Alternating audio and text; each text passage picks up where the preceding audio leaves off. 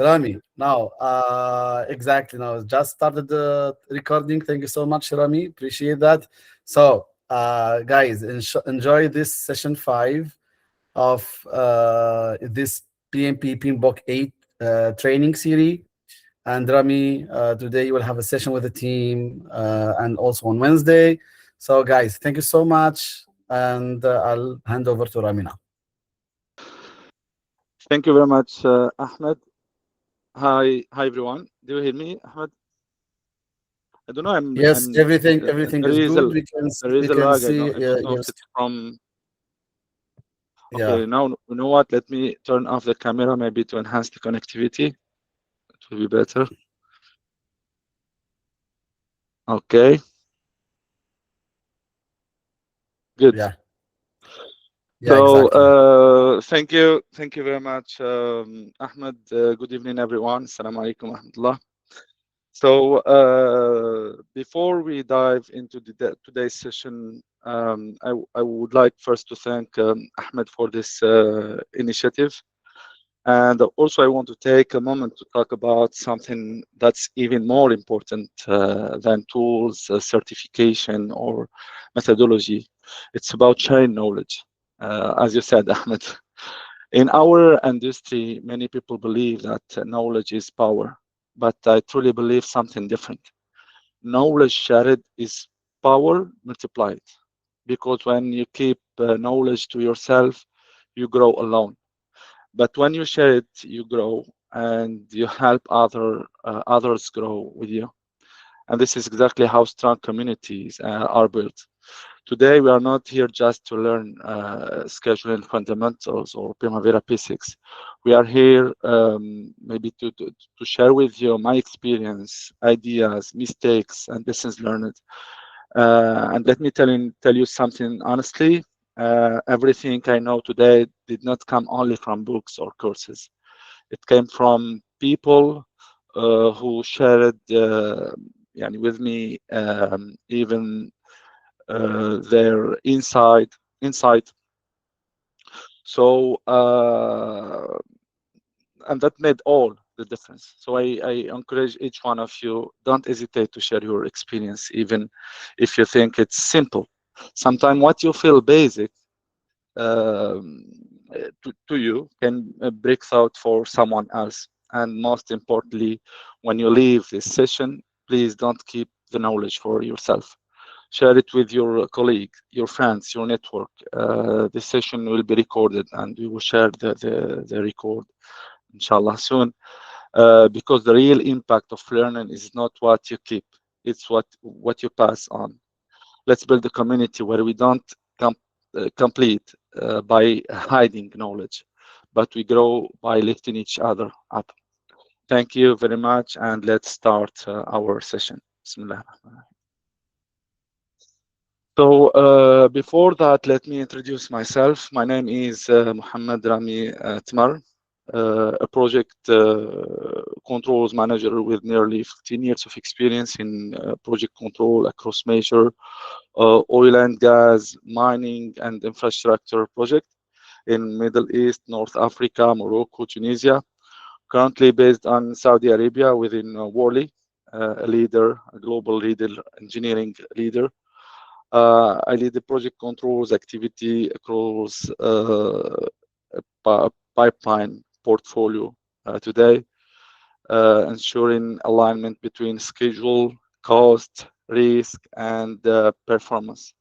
So my expertise covers the full project lifecycle, including planning, scheduling, forecasting, earned value management, and portfolio level reporting.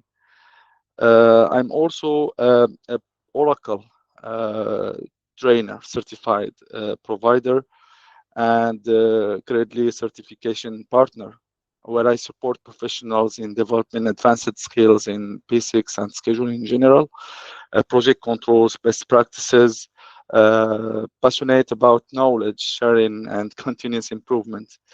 I actively contribute to the project management community through training. Sometimes I'm share post on LinkedIn or article. So today we have two sessions. One is today, and the second one is 25th, as explained by Ahmed. In today's session, we will talk about how we can build reliable schedule. Maybe the critical path method I will keep it for the next session. We will talk about schedule best practices, and we will do hands-on and project setup.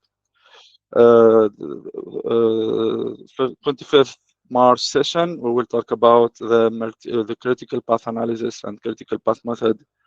We will talk about the schedule quality and credibility, resource leveling, fundamentals, progress update and forecasting, delay analysis, and of course another hands-on on schedule analysis. So let's start by the first one, an overview of project scheduling and its importance. So before going into tools or technique, I want to step back and talk about the bigger picture. When we talk about project success, we often think about execution, team members, or technology, but in reality, it's all related to the governance. And honestly, based on my experience, what governs everything is purely project controls. Project controls is the system that integrates schedule, cost, and risk to provide visibility on where the project stands and where it's going. Project controls is the function that ensures the project is planned properly, executed under control, and continuously aligned with its objective. It's the system that connects strategy to execution, and this is the important thing. So at its core, project controls integrate three key dimensions. Cost, are we spending according to the plan? And when we talk about cost, there is a two component. One is the cost estimation, and the second one is the cost control. Then the schedule, are we planning, progressing according to the plan? And the progress measurement is a part of the scheduling also, and earned value management, etc., and other components. And risk, what can impact our plan moving forward? These are not independent. They are fully interconnected, let's say integrated. A delay in schedule creates cost overrun, of course, and a risk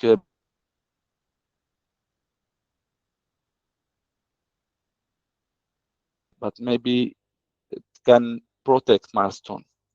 So this is why project control is about integration, not silos. And this integration is what allows us to move from data to insight to decision. So now let's talk about one of the most powerful rules of project controls. The first one is the early warning system. A mature project control setup does not wait for a problem to happen. It detects signal such as negative flow trend, slippage in critical or even near critical activities, productivity degradation, cost burn rate anomalies. These are not just numbers, these are indicators of future problems. And the earlier we detect them, the more option we have. The second role or key role, let's say, is decision support. Because ultimately, all projects in the world are driven by decisions, not reports, not dashboards.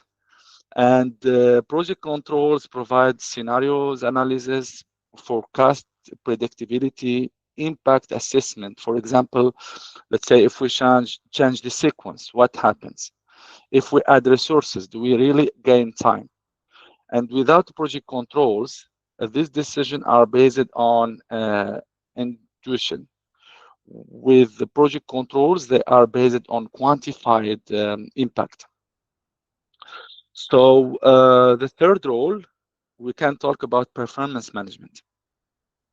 Project controls allows us to answer where are we today, and where are we going tomorrow, and how far are we from our targets and goals. Not only in terms of status, but in terms of trend and trajectory. Because a project control or The project in general can look fine today, but already be failing tomorrow. Now, with this entire system, scheduling plays a central role. Why? Because scheduling is the core pillar of project controls. This is not a theory, this is a reality. If your schedule is weak, your forecast will be wrong, your decision are risk, your project is exposed. So I want to leave you today with this mindset. Project controls is not about controlling the project. It's about understanding the project before it's too late. And scheduling is the tool that makes that possible. So we can say a project without project controls is a project without visibility. And the earlier you see that problem or the problem, the cheaper it's to solve. In general, if I can say based on my experience, on large EPC project or EPCM even, 1 week of delay detected late can cost millions, but detected early, it can be absorbed.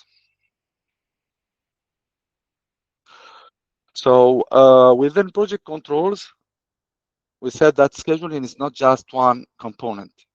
It's the core pillar of project management. Because time is the dimension that connect everything.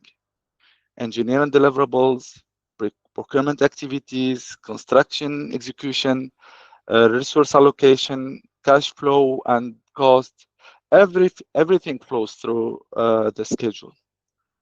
Now, if we look at this slide, at the center we have scheduling. Think of scheduling as the cockpit of the project, the dashboard of your, let's say, just like a pilot does not fly on aircraft based on intuition. You will be not able also to drive your proper car without a cockpit, without a dashboard. And same as a project manager should not run a project blindly without a plan. The cockpit provides real-time visibility, indicators, alert, direction, and scheduling plays exactly that role. On the planning side, scheduling defines the strategy of execution. So it answers the key question: what needs to be done, in what sequence, under what constraints, and within what time frame. A good schedule translates scope into a structured and executable plan. On the control side, a scheduling becomes a measurement system. It allows us to track progress against the baseline, which is the basis of all planned data. The baseline or the reference is the basis of the planned percentage, planned date, etc. And which will allow us to do the variance analysis. At the end of the day, when we prepare a plan, we will have a basis or a reference. This baseline will help me during the execution to do to update it and to compare the actual or the current situation with my baseline and to do some variance analysis. Identify also delays early. Detect deviation in logic or execution. Focus on critical and near critical activity. This is where scheduling becomes an early warning system, not just a reporting tool. But the most powerful dimension as a role of scheduling, let's say, is the decision making. Because ultimately, as we said before, projects are driven by decision. A reliable schedule allows us to run scenarios. Sorry. Yeah. To run scenarios, test alternative, understand the impact of changes, anticipate risk before they materialize it. For example, let's say if we delay procurement, what is the impact on the construction? Or if we accelerate one activity, Does it really reduce the overall project duration? And without scheduling, this question cannot be answered objectively. And this is where many projects fail, not because the schedule was missing, but because the schedule was not reliable, not used, or even not trusted. And this is a big problem. So I want you to remember this key idea. Scheduling is not about creating the dates in Primavera P6. Scheduling is about structuring the project, controlling the execution, and enabling a better decision. So if project controls is the brain of project management, the scheduling is the nervous system that connects everything together. And Primavera P6 is simply the tool that helps us implement that system. So if I make a conclusion, I will say, show me your schedule and I will tell you how your project will end.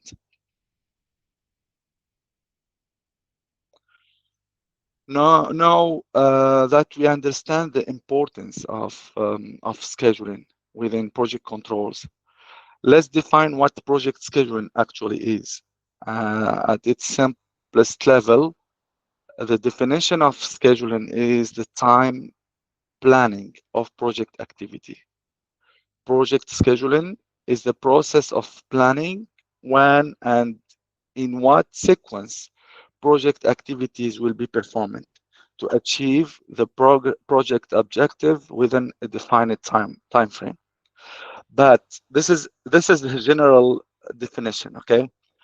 But in reality, it goes much deeper than that. Scheduling is about transforming the project scope into a time-based execution model or execution strategy. So in simple terms, project scheduling answers three key questions. And please remember that. What needs to be done,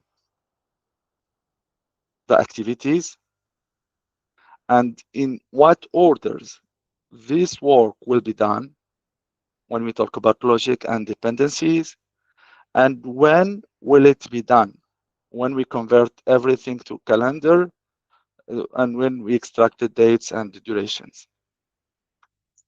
So as a more advanced perspective in project controls mindset, scheduling is not just about date. It's about the decision-making tool, forecasting engine, control system. It allows you to predict project completion, identify the critical path, what drives the finish date, analyze delays and risk, support claims and change management, optimize resources and execution strategy. So first, it's about a logical sequencing of work. A project is not just a list of activities in a table. It's a network of interdependent tasks. You cannot start construction before, let's say, receiving the IFCs drawings. You cannot install equipment before procurement is completed or before the civil foundation is ready. So scheduling define how work flows from start to finish.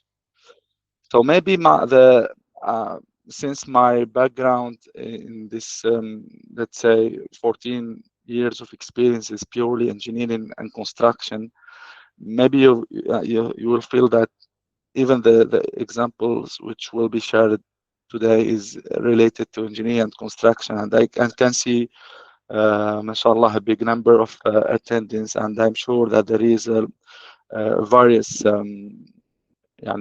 experience maybe from IT and other domain and fields. And I'm sorry for that, but I believe that this scheduling techniques and methodology can be applied on any project, any type of project. So second, scheduling integrates resource and constraint. This includes availability of manpowers equipment and materials, the site constraint, the contractual milestones. So the schedule is not a theoretical, it's reflect the real execution condition of the project. Third, scheduling allows us to forecast project completion based on logic, durations, and progress. We can predict when the project will finish, where delays may occur, and what activities are driving the timeline. So again, scheduling is not just a timeline, it's a dynamic model of the project, a model that evolves, updates, and reflects reality. So as a conclusion for this slide, we can repeat it. A schedule is not a list of dates or activity in a table. It's a model of how the project will be executed. Now that we understand what is scheduling or what scheduling is and its role within project controls, let's answer a very important question. Why is scheduling so critical in any type of project? First, scheduling defines the project roadmap. It tells us how the project will be executed and in what sequence and within what time frame. And without a schedule, the project has no clear direction. It becomes reactive instead of structured. Second, scheduling identifies critical activity. Not all activity have the same impact on the project milestone. Some activity directly drive the project completion date. These are what we call the critical path. If one of these activities is delayed, the entire project is delayed. So scheduling allows us to focus on what really matters. And we will talk about it maybe the next session, this critical path method, the multiple critical path, and we will make a deep dive on this terminology. So third, scheduling supports optimal resource allocation. Effective scheduling ensures resources are used efficiently to meet project goals within time constraint. Fourth, scheduling enables forecasting and risk mitigation. A good schedule allows us to predict completion date, anticipate delays, evaluate risk before they happen. So instead of reacting to a problem, we proactively manage them, enhance stakeholders' communication, and enable a proactive problem solving. And finally, fifth reason, let's say, is improved on-time completion. Project with detailed schedule achieve up to 30% higher rates of on-time project delivery. And this is, of course, finishing the project in the time. It will improve the client satisfaction, the continuity of the business, and everything. And this brings us back to the first question. Why does scheduling plays a central role in the previous slide? Because it's only a function that connects scope, what we need to deliver, with the time, when we deliver it, with the execution, how we will deliver it. And without scheduling, you cannot identify your critical path or paths, since it's possible to have a multiple path. You cannot forecast completion. You cannot properly manage risk. So again, and again, scheduling is not just a planning tool, it's the foundation of project execution and control. If you lose control of your schedule, you lose the control of your entire project. Now let's move, let's say, more deeper. Let's move from understanding schedule to understanding how it's actually built and managed in real project. And this is based on the PMI edition 6, if I'm not wrong. Correct me if I'm wrong, Ahmed. So, because scheduling is not one-time activity, it's a continuous management process that runs throughout the entire project lifecycle.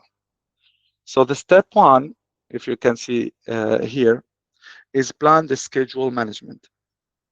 We always start by defining how we will manage the schedule.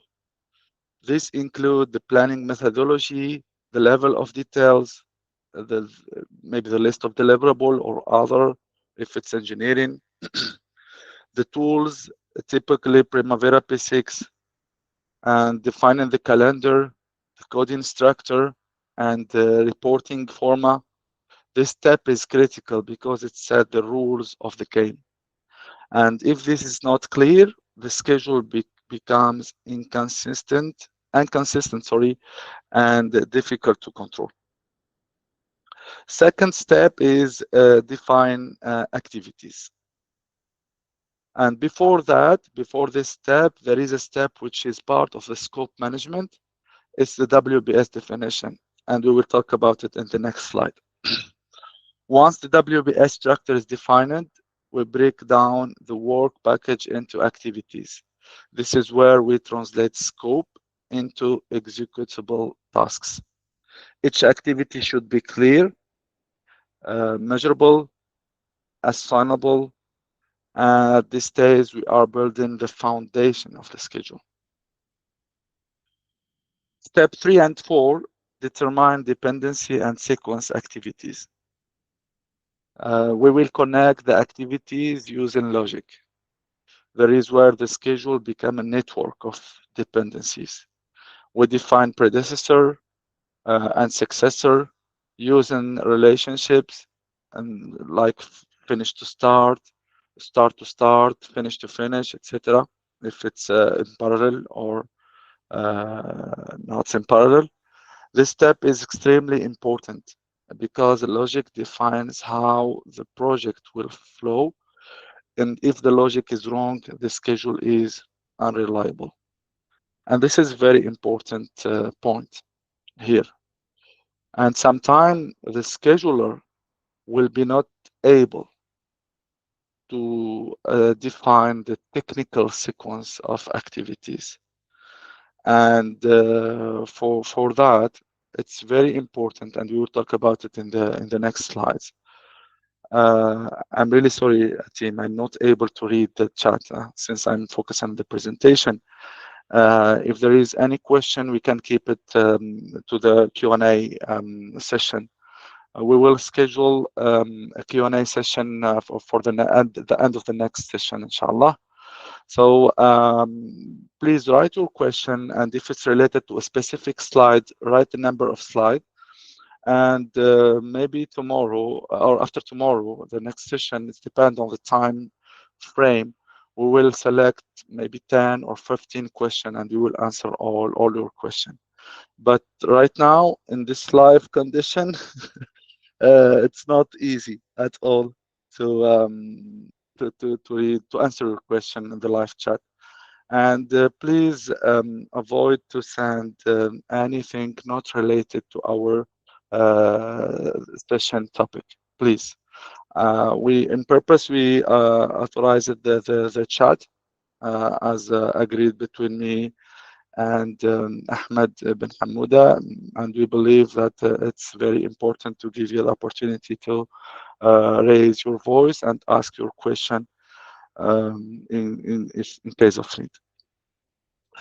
Okay, good.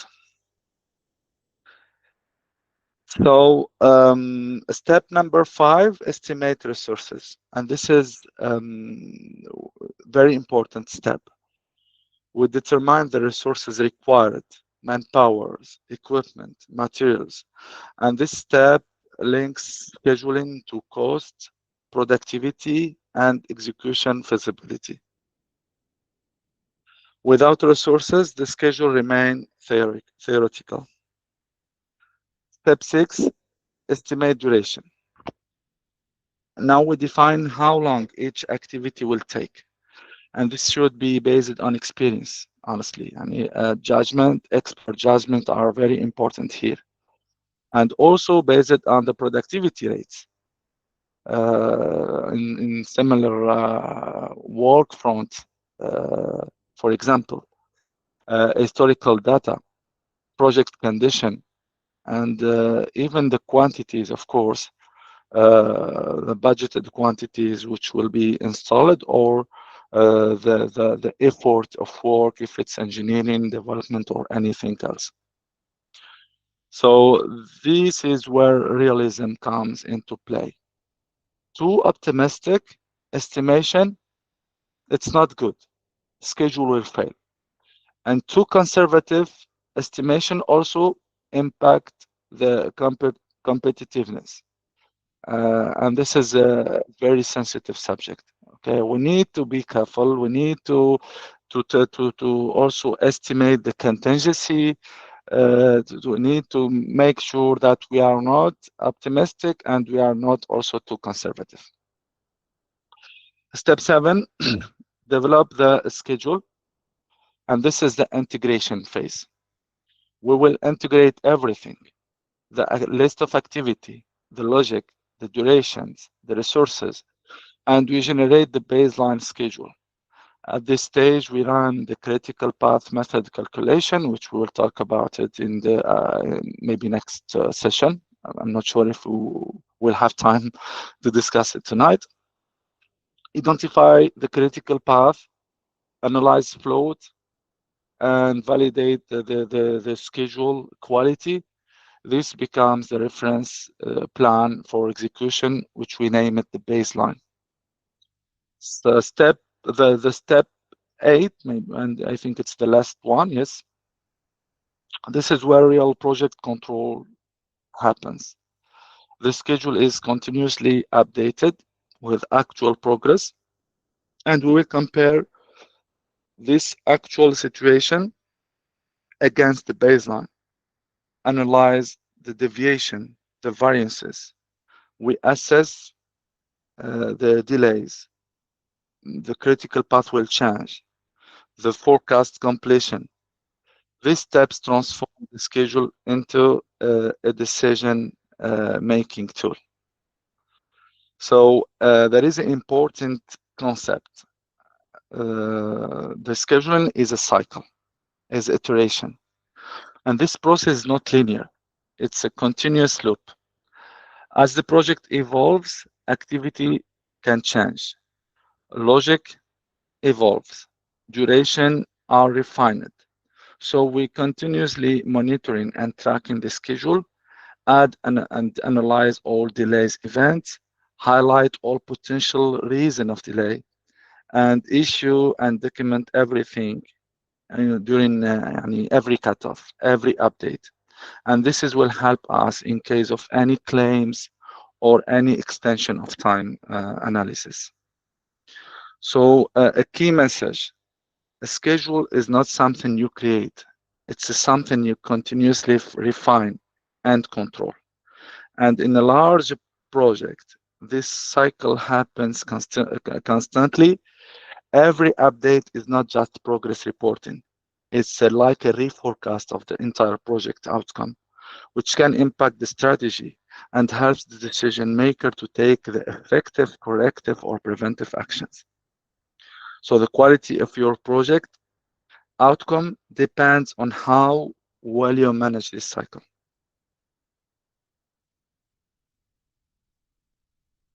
Good. So before we even open Primavera P6 and before we create a signal activity, we need to understand one fundamental truth. A schedule is not built in Primavera. It's built from the project input. Let's say from the execution team input. And the quality of this input will directly define the quality of your schedule. Many schedules fail not because of poor software usage, but because they are built on weak or misunderstood inputs. If your inputs are wrong, your schedule will be wrong. Simple as that. And here I need to highlight something very important. The project is our project. It's not the scheduler's project. And the schedule is the project team schedule. It's not the schedule or the planner schedule. And even if the scheduler has a strong experience and he is able to develop and prepare the entire schedule, and he knows about the sequence, etc., it's not at all healthy to let him develop and manage the schedule alone. The involvement and the contribution of the team members or the execution team members in the development phase of the schedule is a key of success of project, and we will highlight this in the next slides. Second important is the scope of work, the foundation. The first and the most critical input is the scope of work. This defines what needs to be delivered and what is included, and just as importantly, what is executed. If the scope is unclear, your WBS will be incomplete. What WBS is the work breakdown structure. Your activities will miss critical work. Your schedule will not reflect reality. No clear scope, no reliable schedule. So the third input, which is very important, is the contract, the rules of the game.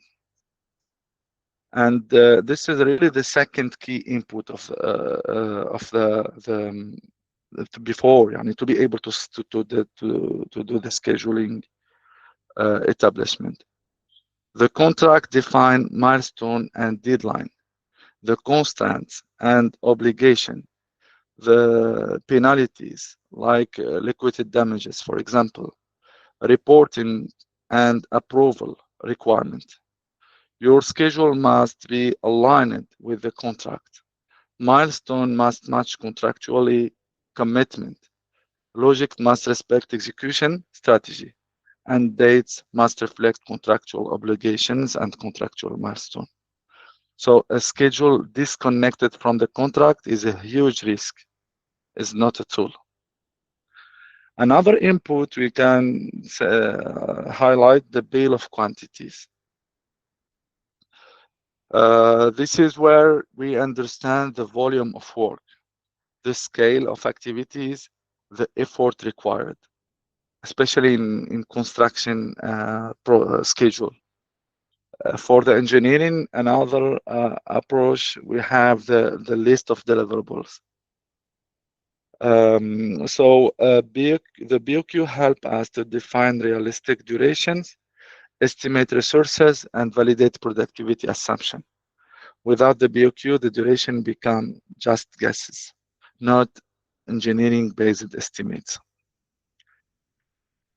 Then we need also as input before starting the schedule management plan, and we already discussed about it in the previous slide, which we will secure in this deliverable or in this input the governance, how the schedule will be the development and the level of details and the rules for update and reporting, the progress measurement system, which what kind of rules of credit we will use, for example, to update the project, and this is part of the next session, inshallah. The standards and the methodology, the earned value management KPIs and threshold, and it's ensure the consistency, the governance, and alignment across the project. Without a clear plan, every planners build their own version of the truth.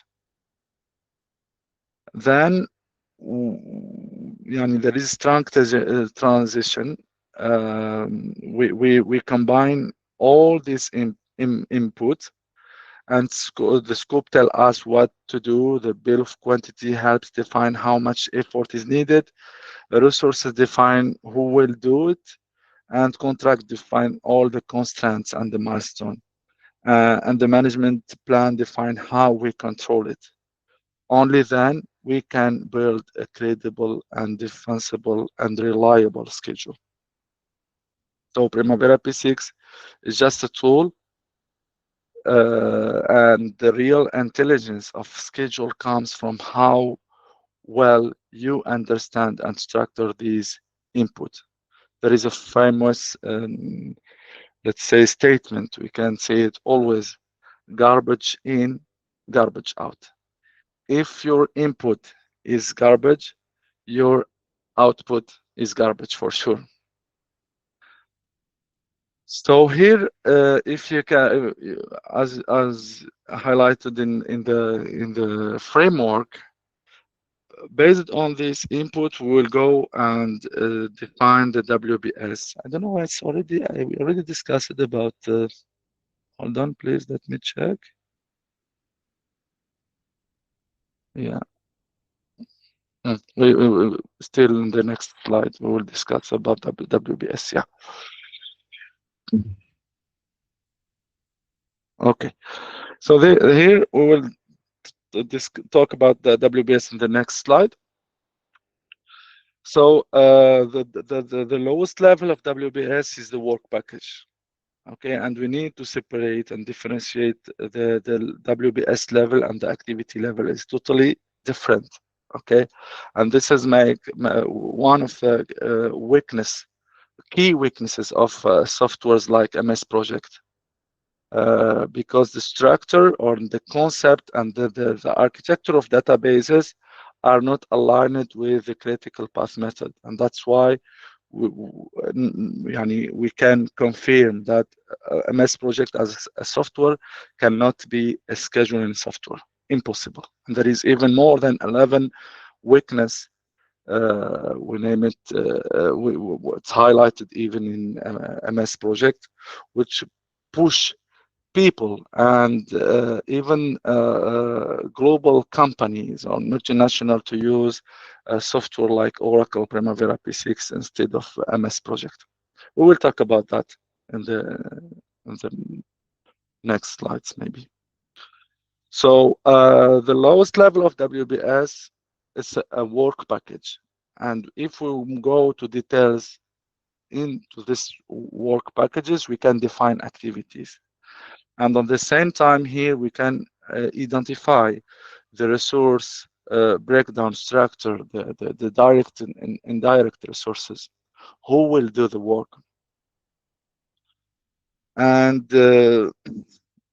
then the assignment of resources that will answer the question, how we will build this using a sequence or a link between those activities. And when we convert these activities on calendar, we will be able to answer on the question when. So if you can see the typical question which any one of us ask this question on daily basis: what, who, how, when.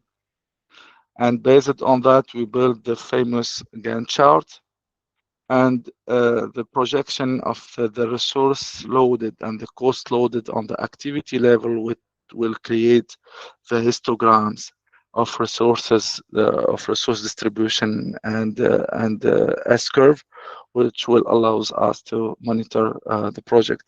And this is also will go to we'll deep dive. We'll go through details on this part.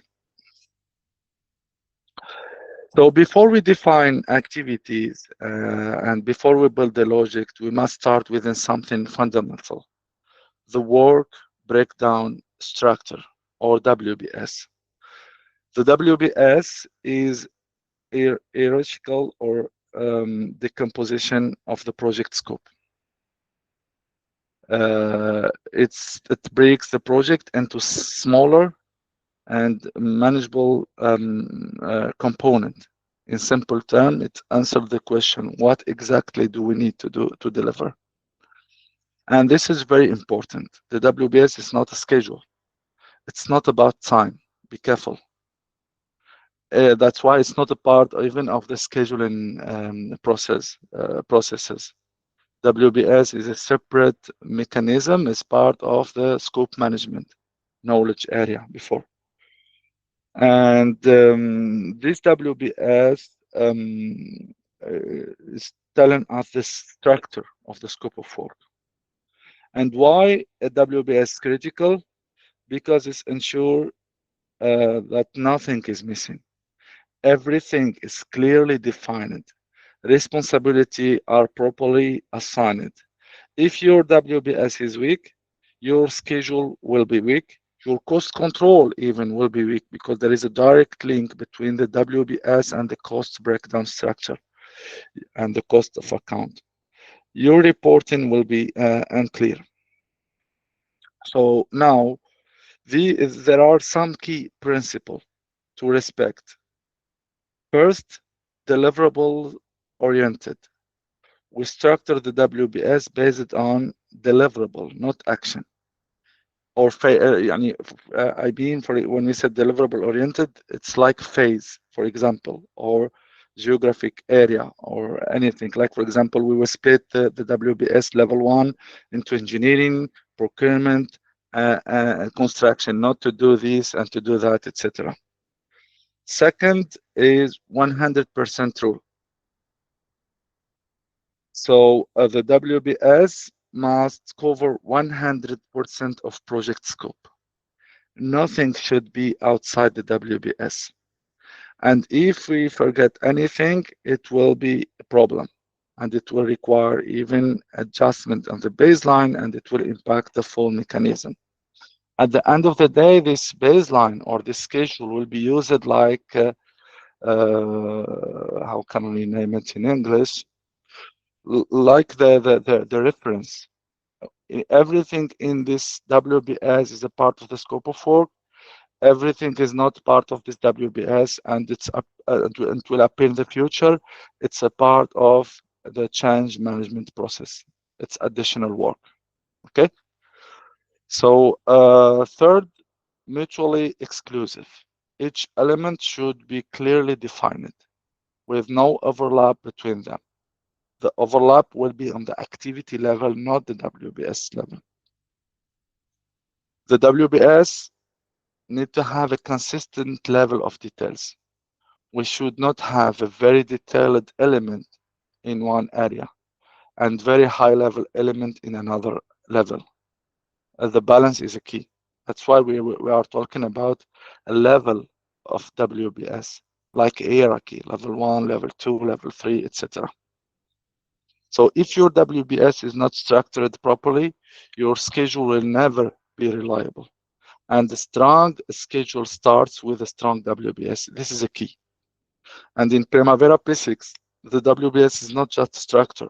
It's the backbone of reporting, responsibility, accountability, and control.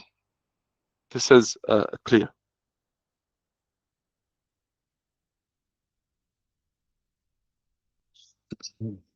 So once the schedule is developed, let's assume that we will go through all steps, and we reach the final steps. We reach one of the most critical moments in project control, is the baseline approval. And I want to be very clear here. It's very important, and please try to focus on this statement. A schedule is not valid until it's approved and accepted by all stakeholders. And this is very important. We heard this question a lot. I send the baseline to my client and I never receive a baseline approval. And this is possible. In this case, you need to make sure at least to have interactive session which you will in this during this session you will share what you have in your project, what is the content, what are the dates, etc. What is the level of details? Then share your schedule via official transmittal, and if there is some clause highlight if this or reply the deliverable will make sure of everything clear. The baseline is not just a version of schedule, it's the official reference against which progress will be measured, delays will be assessed, performance will be judged. If the baseline is weak or not aligned with your scope of work, with your contract, etc., you will face a dispute for sure. You will lose control. You will lose trust, and you will struggle to justify delays. So no approved baseline is equal to no control. There is another important key. Yeah, we will talk. I read your question about how we can evaluate the baseline is correct, and we will answer to this question in the future slide, inshallah. If it's not during this session, maybe next session. Sorry, I'm really by coincidence I read this message. I'm not able to read everything. So stakeholder buy-in, stakeholders buy-in is a critical point. What is the meaning of buy-in? In Arabic, we name it al-musadaqa. We need the buy-in from all stakeholders: project manager, engineering, construction team, procurement team, even the client. Why? Because they are the ones who will execute the plan, challenge the dates, deliver the work. If they don't believe on the schedule, they will not follow it. It's clear. A schedule imposed is ignored. A schedule built with a team is a success, is executed. And instead to give you excuse in case of problem, instead to give you to tell you the schedule is wrong, the scheduler is weak, this is not right, who tell you to do that? Instead of that, if they are committed, they will give you a recovery plan. They will give you a correction actions instead of complaints. So the alignment during development is a key. This is why engage execution team during the planning, validate durations and sequence, challenge assumption early. This ensure a realistic schedule. And this is one of the key question, my friend, key answer to your question. When I share this schedule to all the execution team, I will be able to secure or to answer to the question if my schedule is correct or not. And I will also secure the ownership and the commitment of the execution team. So buy-in is a build during development, not during approval. There is also a very important segment or section, which is the basis of schedule, a narrative schedule, a lot of nomination of this document. It's a narrative schedule will be shared, or narrative document will be shared with the baseline during the submission. It's a part of the planning package, okay? And this is one of the hidden power, let's say. Assumptions, methodology, productivity rates, a constant risk and exclusion.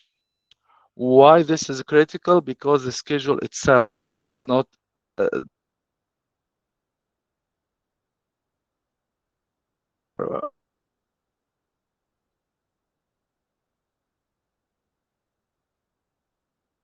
adapted based on which execution strategy and constructability strategy, for example, what assumption were made, and the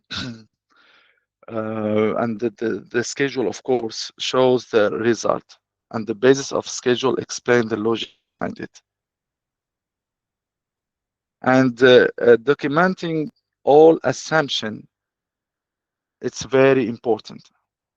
And if the assumptions are not documented, they will be forgotten, of course. They will be challenged later. Yani they will ask you, issue? There is any problem of connectivity? Sorry. Hold on, let me check what's the problem.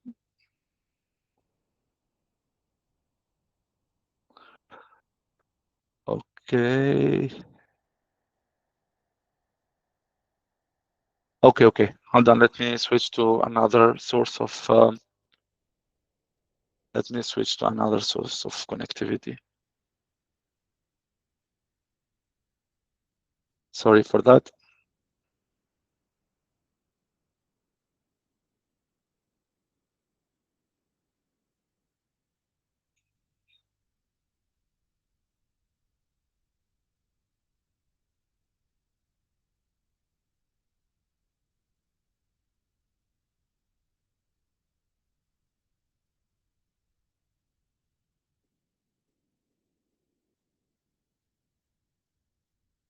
Is it better now? Hello? Okay, good. Very good. So we are talking about importance of documenting assumption. And I said, if assumptions are not documented or very well documented, you will forget about it. I mean, tomorrow, when you start the execution, for sure you will forget about it. And even your client or the stakeholders, they will challenge you later. And this assumption, if are not highlighted clearly, they will become a dispute, okay, and problems, and it can create really a lot of communication issue. But they are clearly, if they are clearly documented, you can defend your schedule, you can protect your schedule, your team, and yourself. You can justify delays. You can explain deviations. This is all about assumptions. So to summarize, the baseline gives you the control. The buy-in gives you the commitment in the execution. The basis of schedule give you the credibility and protection. And together, they transform a schedule from a simple plan into a powerful project control tool. I hope this is clear.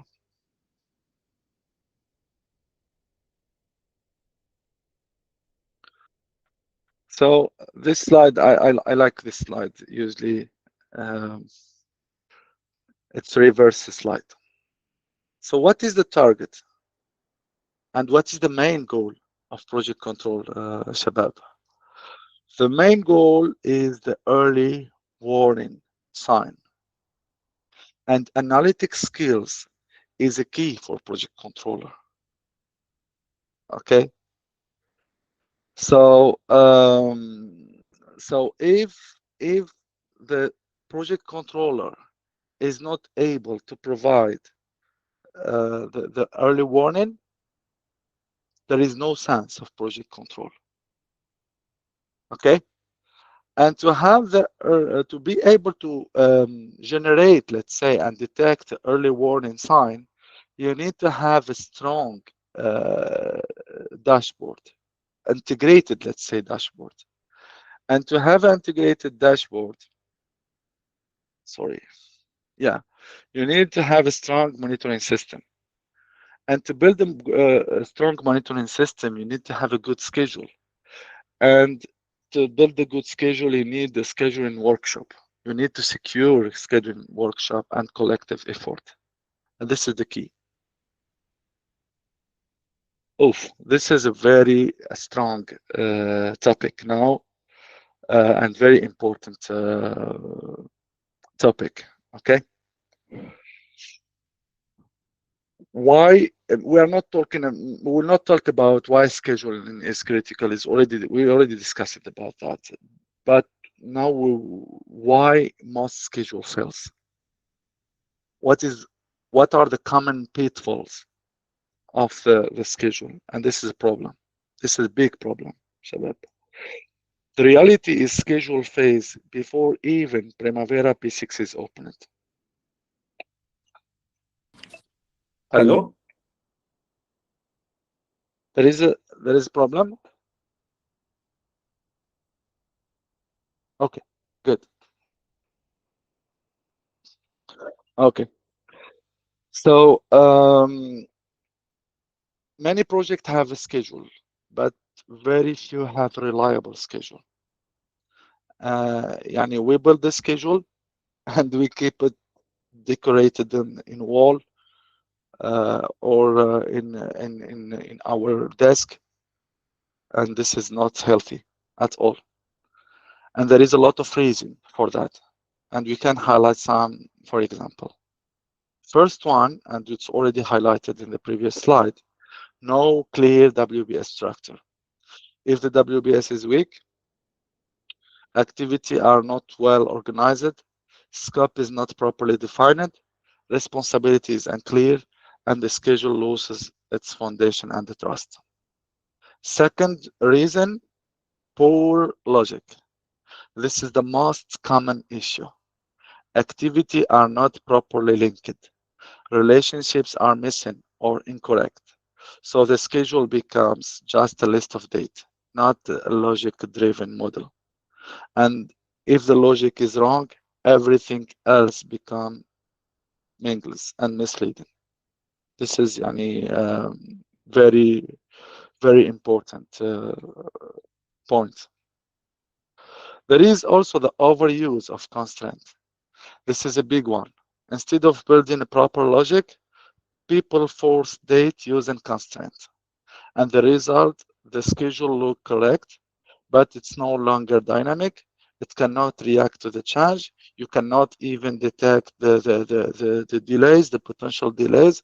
It's like something frozen, and it's unrealistic, of course. In a real project, based on my experience, trust me, I faced a project every cutoff date, every week. There is a weekly progress update and weekly schedule update. Every week we have a new critical path, but new critical paths, plural, even 10 and 12 critical paths. And we are obliged to monitor and to track the reason of delay of each path separately, and highlighting that to the management to help them to take the decision, preventive or corrective action. And you know the truth, maybe you will be surprised. This feature of to separate the critical path is not even part of a software like a MS project. And this is the big surprise. Even for me, during Shabab, there is a problem again. So maybe it's from your side. Okay. So let's go back. Sorry for that. Even one of the question I always ask during the interviews to the candidates, do you work on Primavera P6 or MS project? If I receive the answer that this person is working only on MS project, I can confirm clearly without doubt that this person never did a delay analysis at all. Never. Why? Because the feature is not there. It's not his problem. the problem of the software. The feature to separate the multiple paths and to detect the reason of delay of each path is not there. It's not in the mass project. And this is one of the main reasons why multinational engineering and construction company, they are not using MS Project as a scheduling tool, and they are using Primavera. Of course, there is a weakness in each software. It's clear. But today, Primavera is, let's say, the number one, and we will discuss about that in the future slide. And it's not commercial. Trust me, it's not commercial. I'm not the owner of Oracle, you know, but this is a reality based according to experience.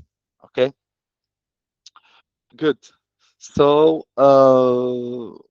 one of the reasons also is unrealistic duration.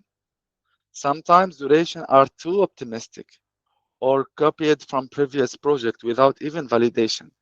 This creates a schedule structure that looks good as a structure, but cannot be executed. Why? Because the simulation needs to be aligned with the effort, with the quantities budgeted, with the productivity ratio, the actual productivity ratio of the execution team. One of the reason also is ignoring float and critical path, and this is a problem. When we don't monitor float and we don't analyze the critical path, so they don't know what is driving the project and when the delay happens, and it comes a surprise. So this is the trick here, the word surprise. If you are surprised in any reason one day because of delay or something, the meaning of that, there is no effective project control on the system. There is no effective project control in the project. And this is not maybe because of the project controller alone or the planner alone, maybe because of the system, because of the governance level in the project. Last, yeah, maybe it's not last, the lack of accountability. In many projects, no one truly owns the schedule, and we discussed about that. Planning builds, team execute it, but accountability is unclear. So when delays happen, everyone complains and everyone explains, but no one owns the problem. No one can confirm that he is accountable. And this is the problem. In this case, the schedule is often imposed, as we discussed earlier, not agreed, engineering disagree with duration and sequencing, procurement disagree with the timeline of the let's say the bidding cycle, or even the manufacturing and expediting. The construction does not trust sequencing and interface. The schedule exists but is not followed, is just a paper. So the last one, or the one before the last one, is the non-involvement of the execution team, like one of the points which was discussed earlier. If the execution teams are not involved, the schedule ignored field reality. Constraints are missed, productivity assumptions are wrong, the schedule becomes theoretical, execution will not be a part of the planning. A key problem is the weak governance. Even a good schedule will fail without governance. Even the strongest or the powerful execution team, the best one in the world, will fail without governance. The schedule become outdated and irrelevant. A schedule is not one-time deliverable, as we discussed earlier. It's a living or living model. If you don't update it, it loses relevance, it's no longer reflect reality, and it's became useless. So weak change management also is a reason, one of the reason. This is major issue in real project. Project evolves, scope change, design change, a client give instruction, okay, and the contractor or the consultant trying to satisfy the client without validation. The variation will happen, but if these changes are not properly integrated into a change management process and reflected in the schedule become disconnected from the reality, and this is a big problem. A strong schedule requires formal change control and impact analysis and RASI metrics, rebaselining when required. If we can see clearly that the schedule baseline or the current baseline is not reflecting the reality, there is a lot of extra work, there is a lot of huge variance, uh, then it's obsolete baseline, and we cannot track and compare the actual percentage and date compared to the schedule. It's really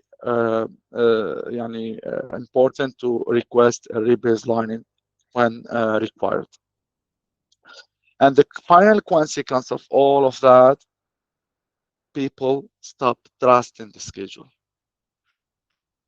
Really, this is the key. Everything related to trust, even in our life, everything related to trust. If you lose the trust, خلاص, the schedule is no longer used for decision maker, is just a paper, no more. So a schedule does not fail because of the software, and it's not fail because of the planner. I repeat it again. It fails because of how it's built and used with this execution team, the entire execution team. So if your schedule is not logic driven and is not regularly updated and analyzed, then it's not a schedule, it's just a drawing. It's just paper. Okay, so now we will go to the second section. We've almost finished the first introduction part, and we will go to the introduction to Primavera P6 key feature. Here we will navigate together the Primavera P6 interface. We will create and manage a new project. Today we'll try to stop until we will not see all the steps, but we will go to creating the project, then listing the activity, then sequencing the activity. Tomorrow we'll talk about resource loading, we will talk about critical path analysis, etc. Okay. So let's answer the first question. What is Primavera P6 first? Primavera P6 is Oracle's enterprise project portfolio management software, essential for planning, scheduling, and controlling large-scale complex construction project, not only construction project, for information, even IT, all the fields are using this software. It's the industry gold standard for its robust capability in managing multi-faceted project and multi-interface project with numerous activity, resources, and constraints. So Oracle's Primavera has multiple editions, and each suited to a different scale and need. One of them is Primavera P6 Professional, we name it PPM, okay, Professional Project Management. This is a desktop client application version intended for individual, like standalone, for small team, for example. And the Primavera P6 EPPM, Enterprise Project Portfolio Management, is a web server-based version that supports multi-user portfolio collaboration and enterprise feature. And this is a very, very powerful edition. Why? Because it will give you the capability to link a different project in one platform. Sometimes we have program, not only project. I think maybe Ahmed during the previous slides and session, they give you the difference between a project and program and portfolio. And when there is a direct link between a project, it will create a program. And Primavera P6 EPPM will give us the possibility to manage those portfolio. Primavera Cloud or Oracle Primavera Cloud is a cloud-based delivery model for Primavera capability, often with subscription pricing. And there is a possibility to add more modules and components such as risk analysis, analytics, BI, business intelligence dashboard, contract management, progress monitoring system, etc. Each edition has a different pricing application capability and cost component. And for instance, for example, P6 Professional Standalone is simpler to deploy, but less collaborative if it's in case of program or portfolio. EPPM allows enterprise level control, but has a higher infrastructure requirement and licensing demands. It's really expensive. To ensure compliance and proper implementation and access to official license, it's always recommended to work with an Oracle partner and authorized distributor such as TMR Project Consulting, founded in 2017, Oracle representative in the North African region, and Gridley accredited a certification global training provider globally. And I need to disclose something here, very important. When you install Primavera P6 and when you download it from the delivery website of Oracle, yeah, you can download it and you can install the software, but you have only 30 days. And after 30 days, this is the trick here. The software will not stop. But if you are using the software for professional use, there is automatic notification once you are connected to the internet will be raised to Oracle to inform them that you are using the software without a proper license, and Oracle have the right to apply any penalty or something like that. So in case of audit, really strong and huge penalty will be applied. So please be careful on that. And this is a very important key as an Oracle partner I need to disclose it. Okay. So why Oracle Primavera P6 is essential for construction project management or engineering or any other type of project. In complex project involve multiple stakeholders and tight deadline and complex dependencies and significant financial investment. And Primavera P6 provide construction professionals with comprehensive scheduling capability to manage thousands of activity, for example, resource optimization tools to efficiently allocate labor, equipment, and materials, a cost management feature to track a budget and forecast the expenses and manage the cash flow, risk assessment tools to identify and mitigate potential issue, a reporting functional to communicate progress to stakeholders. Okay. So understanding the interface layout. Okay. The P6 interface consists of several key components, like the menu bar, and we will open P6 and we will go through this after the slides. Okay. The menu bar contain drop-down menu for all P6 functional, which is in the top: file, edit, view, project, enterprise, tools, admin, etc. The toolbars quick access the command. The navigation bar located on the left side allows switching between different view. Detail windows displaying information about the selected item. Activity network or Gantt chart in the time scale, which will give us a visual representation of the project schedule. And status bar at the top show current database, user, and other status information. One of the other key views in P6 is the activity table, the main view for creating and managing the project activity. The WBS also for organizing the project's work breakdown structure. The resource library for managing project resources and managing multiple projects, a dashboard for viewing project performance metrics, and of course the famous resource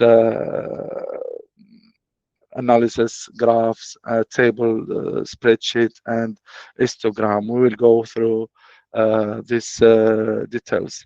So I will switch to the software now. We still have some slide. I will go back to the slide, but let me switch to the software to discuss a little bit about the software. Okay, so this is P6 main interface, and let me say it, to be honest here, the interface of Primavera P6 is not user friendly, and it will give you the feeling in the first time this software is very complicated. There is a lot of buttons, etc. But I will try to share with you today some tricks to make you feel better. Let's say, okay, just to understand the conception of this the software and the algorithm behind, and it will give you really a good feeling after that. Okay, so let's start talking about the sections. The software is divided on 3 sections, if you can see it here. The first section is the table, which there is some column, and we can add and remove and modify the column based on our requirement. Here, for example, I'm opening the project menu or window, and so this list is the list of project. Okay, there in this side there is the time scale with the bar chart, which we name it the Gantt chart, and these bars here, since I'm opening the list of project, these bars are the project, are not activities, be careful. And here there is the settings table, which will allow us to modify the settings of each selected project. For example, to go to general, to highlight the project ID, project name, the responsible manager, obviously, the OBS, we will talk about it after. We can define the planned start date, etc. of the project, calculation and settings. Okay, and if I right click in any project, this is for information, the list of default project, the database by default, Primavera database. Okay, so if I select any project, right click and open project, there is a new window will open, and this window is now inside the project, the same structure, the same sections, but it's different data. Okay, this list or this table now are the list of activities, which are with color green and yellow, etc. are the WBS. The bar chart here or the Gantt chart here is the activities, and we can see clearly that there is a link, some arrows between activity, which are the sequence, the logical sequence, and we discussed about it. And here there is the settings bar of the activity. For example, what is the activity type? What is the duration type? What is the percent complete type? Which calendar is assigned to this activity? And we will go deeper and we'll discuss about that in the previous slides. What is the status of the activity, if it's updated or actual or finished, etc. during the update? What are the resources assigned to this activity, if we have labor or no labor or material resources? And what are the predecessor and successor? There is additional feature here which are not by default appearing, but we can easily open this option and feature in case of need. Okay, good. So what we have here, we have a list of but button uh, like uh, let's say uh, it's are the same like which we have it here in the menu. Okay, so and this is the trick. Instead to go and be يعني confused with the all this button, you can go directly to this menu and understand what are the features here, and if each feature what is doing, and then your life will be easier. Okay, like for example, file, edit, and view. It's a common in almost all softwares. Okay, file here, we will go through the feature quickly. We will go a fast scan. I'm really sorry, this is not interactive session. Usually in the full professional session, the number is very less, يعني no more than 10 or 8%. All camera are activated, the micro and microphone are activated, people are sharing the screen, asking the question, live interaction. But because we have a constant time, and because mashallah the number of participants, it's not possible to have interaction in this kind of session. And also we are obliged to go through high level details, not to deep dive into details, because we have only 2.5 hours today and 2.5 hours after tomorrow. But compared to the full professional training, we are talking about 7 hours per day, or between 6 to 7 hours per day for four days of training. It's obvious, it's a big difference. Even the level of details and the information are very, very detailed. Okay. So here we have a new open close all. So a new to create a new project, open to open any existing project, close all to close all open project. The second section is the print section.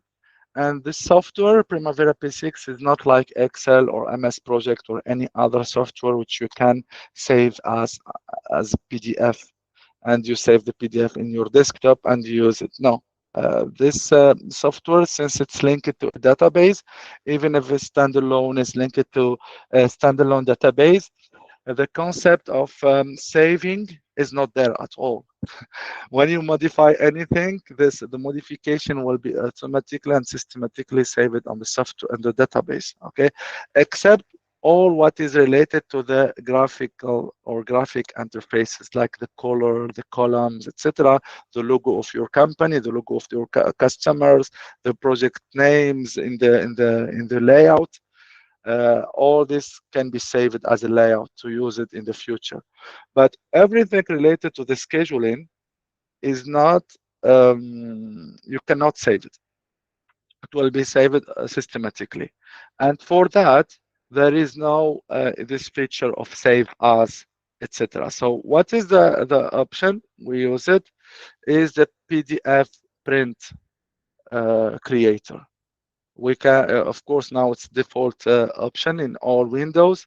There is the default creative PDF creator or print, and when we build our schedule and when we prepare the layout, the graphic layout, we go directly and prepare and print out our deliverable schedule on PDF creator. Okay, and here there is the page setup option. The page setup here, you select the orientation of the page if you wanted portrait or landscape. The scaling, if you want it in one page or more than one page. The paper size, if it will be printed in A4, A3, since it's PDF, there is no big difference. Usually we use the biggest format. The margin, we keep it by default 0.5 or 0.5. The header and the footer are very important. Usually the header, we have the logo of our customer, the logo of our client, the logo of our company, and on the middle, the project name. Okay, the footer. The footer here we put usually the revision box. This revision box, we name it cartouche in French. The dates, the revision, V1, V2, etc. The check it and approve it. For information, the full training for the moment we have only French and Arabic دارجة يعني Tunisian and Magharibian, let's say دارجة. But I have a plan to build an English full English training session, inshallah. Just the problem of time. Really, I don't have time to convert all my PPT presentation and support. We are talking about more than 200 pages. Convert, translate all in English, and I'm not able to do that. I don't have time to do that. But I started this process, and inshallah, soon we will announce when once we'll be ready to the English version of training, inshallah. So here are the options. Same, you can show the activity table, the column, the grid lines, the Gantt chart, etc. Good. What we have here, print setup to select your print, PDF, like we said. The print preview, c'est l'aperçu avant impression, comme like all other software. Just to check what is the outcome of your PDF at the end when you print it. Of course, this is not the normal structure, but maybe we will try together to do something similar at the end of this training session, similar to the reality, of course. Okay. Good. Print is to save your document on PDF. Then you have the right to print it in any printer as a PDF document from your computer. The next session is import export session. And like we said, since this software is linked to a database, so you can build your schedule, create the project, create the WVS, create the activities, create the sequence, etc. And then at the end, you have the right to send everything to your colleague or to your client as a native file. Okay. And this native file can be shared directly in format XCR. We name it, the native file is XCR format. This format is used usually when we submit a baseline through official transmittal. Your client will ask you about the native file of your schedule to check clearly what kind of sequencing you are using, what are the resources loaded in your schedule, etc. And these details are not there in the PDF, in the, let's say, static document. Okay, so that's why we need to always to share the native file with the basis of schedule, the narrative document, and your PDF schedule. And to do that, there is this feature, import and export. Of course, import to import and export to export. Primavera PXCR is the famous format of native file for P6. There is also XML, there is also Excel format, and this is this kind of format. Usually, we go on deep dive and we try all these features during the full training. But as I said today, it's not possible. I'm really sorry. Microsoft project. This is nothing. It's garbage. It's garbage. I'm not really fun with MS Project, and even this sequence or this feature here in Primavera is garbage. if you try to convert your schedule to MS project, it will give you very wrong and bad quality of data. Why? Because the mapping between both softwares are not the same. Like, for example, I will give you one difference. In MS project, there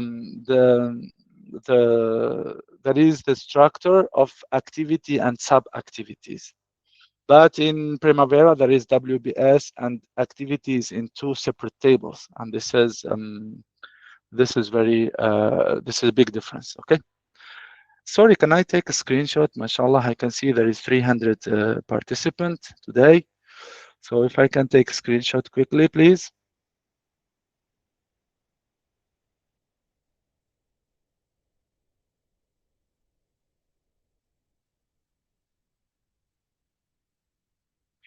And really thank you for your participation. I really appreciate that. Yani I didn't expect this number of attendees. 296 today is really a big number, and thank you for your trust. And I hope that I succeed to deliver a good quality of training, and I share it with you with a big heart this knowledge today, without any counterpart, of course. So let's move to the second session. The select project portfolio, and since this software, like we said, is it's possible to select a different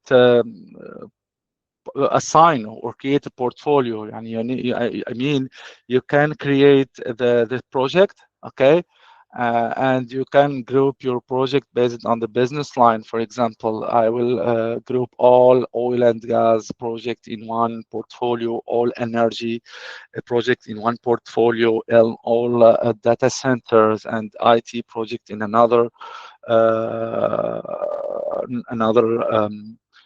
portfolio. This is possible as a feature in Primavera P6.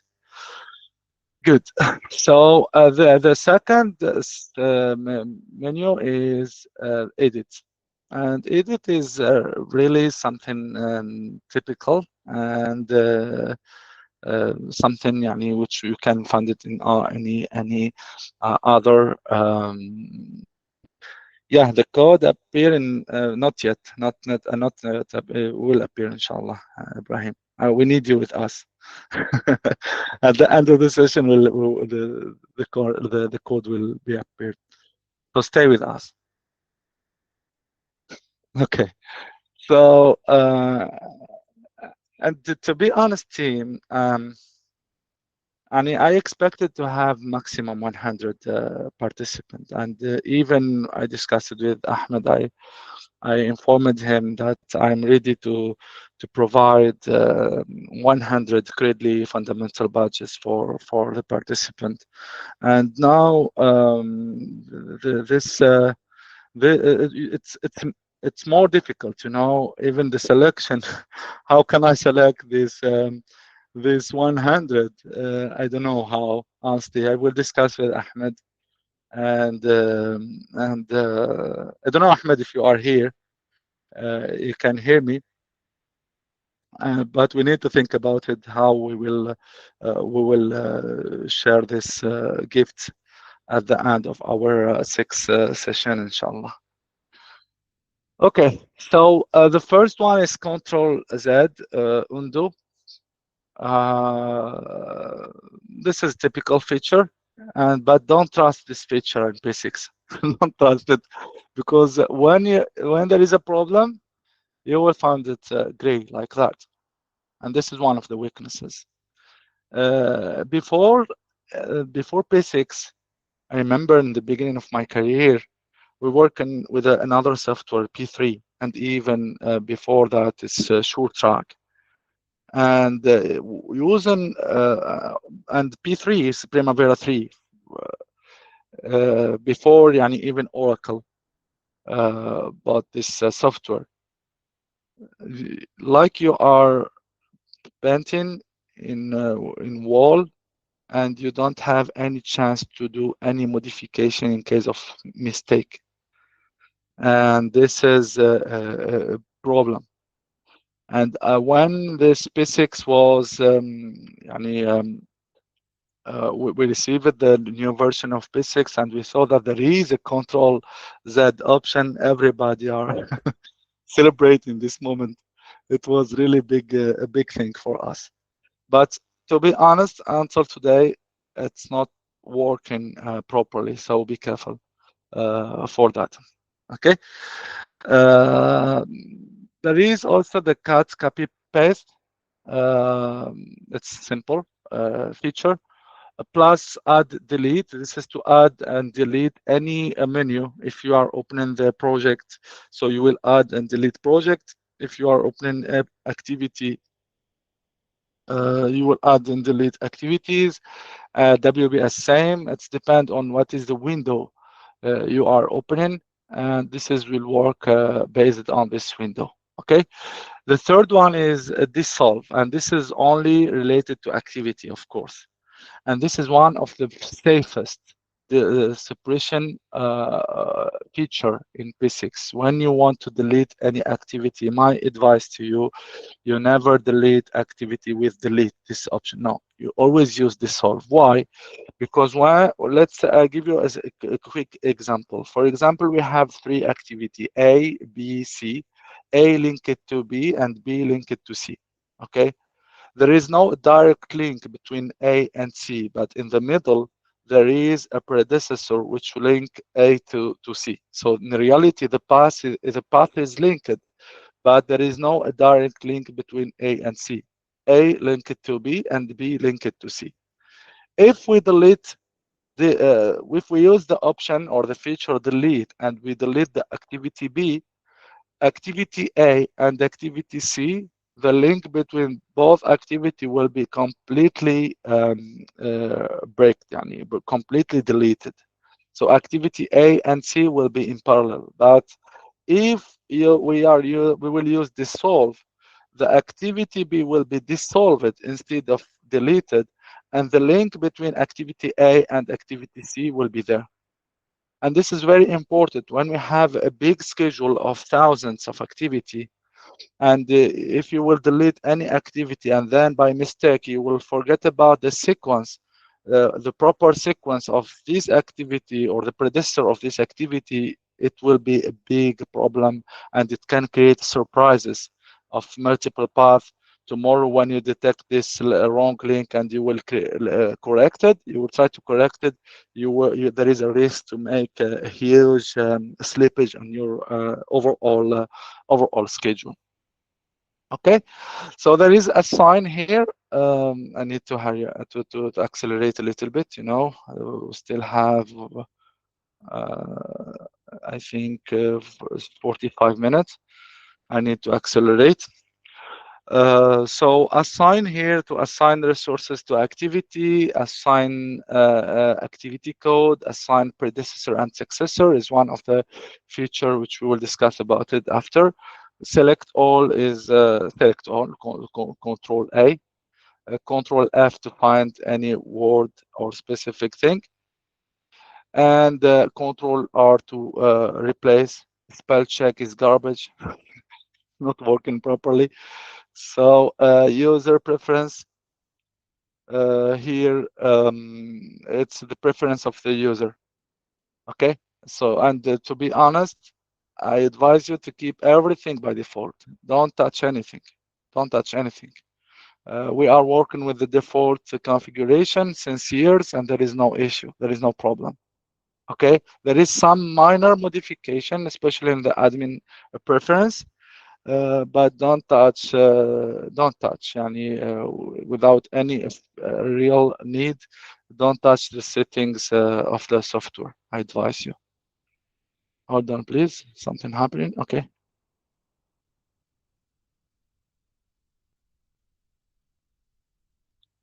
Okay, good. So the view, it's common also, as I said. File edit view are the common menu in all softwares. and view, c'est l'affichage en français. We have here all feature related to the graphic, okay? And even I can see this is one of the key features of P6 because everything related to the graphic interface. Yani any question raised from your client, from your any stakeholders, they will ask you about actions related to the graphic, related to the view. Like for example, I will tell you some simples. They will ask you, share with me the 3 weeks look ahead, the activity planned for the upcoming 3 weeks, for example. And we will use the filter to show this activity, and we will filter on the dates, you know. So we need just to understand the algorithm of what is required exactly. And even if you go to the filters here and you create a new filter, you can see where parameter is value, if, then, etc. It's simple algorithm. We can use it based on some variable. Like for example, if they ask you, show me the activity, the list of activity with a duration more than 10 days or less than 5 days, etc. You will filter on, you will use the duration, activity duration on the filter. If they ask you, show me the activities with the total float less than 5, and we will discuss about total float in tomorrow's, after tomorrow's session, inshallah. And here, of course, you will filter on total float, and you will use the total float as a parameter of filter. So the filters team is the best feature in P6. And trust me, you can do everything with this feature. Everything. All your reporting structure, or all your or any question raised by your stakeholders, by your client, sponsor, etc. You can answer to this, and you can extract this data using the filters. Okay. I will go to the top feature. I will not go one by one. I'm really sorry. Group and sort to sort and group the activities. We can use the WBS. We can use, yeah,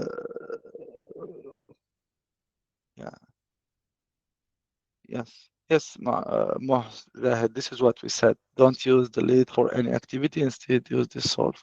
This is what we said. Thank you. So group and sort the activities. We can group by WBS. We can also group by activity code. Sometimes the WBS is a contractual structure. We cannot touch it. There is a feature in Primavera P6, and which is not there in MS Project also. It will give you the flexibility to group your schedule based on another structure, is the activity code, like for example geographic zone or phase or commissioning system in construction or any other structure. Okay. What else here? Important, expand, collapse all, and collapse two. This is just to show you what kind of level of details you need to see in your schedule: level 1, level 2, level 3, and other. If there is more, you can just select which level you need to see, and it will be appeared. Okay, all this green are WBS. The icon of WBS is deux carré bleu, blue.